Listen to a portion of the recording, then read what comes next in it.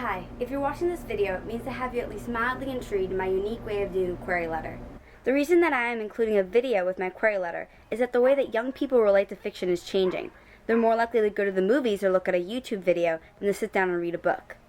So without much further ado, I'd like to introduce you to the world of Irate.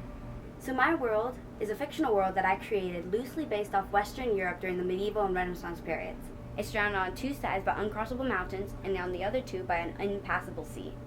Cut off from the rest of the world, the 8 nations within Irate evolved on their own, and each nation is defined by their eye color. Language, culture, skin tone, hair color does not matter. What matters and defines you is the color of your eyes.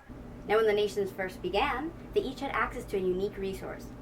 At first they traded with each other to survive, but as time went on, the monarchies and the armies grew stronger. As armies grew, they tried to conquer their neighbors.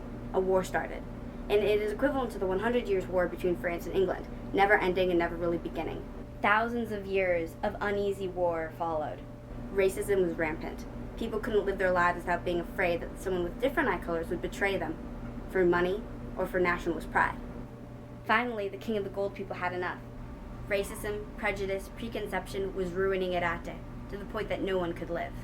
He retrofitted his navy, which was built for the ocean seas so it could travel on rivers, and went to talk to all the different monarchs to try to come to an agreement of peace.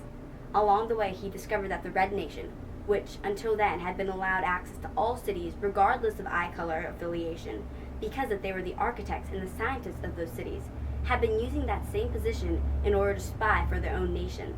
They were more nationalist than people realized. An agreement was struck. They would build a central city where all the monarchs could come to a peace agreement, a place where all people were welcome. The Reds did so in order to save their lives, but found that they'd been shut out of the peace treaty proceedings in the process. A peace treaty was created, agreed to, but never formally signed. They went on their way, and 100 years of uneasy peace followed. And then my story begins. The monarchs are finally ready to sign the peace treaty, and they bring their children along for the proceedings. My story is what those children see, what they learn, and the people that they become. But you'll have to read to find out.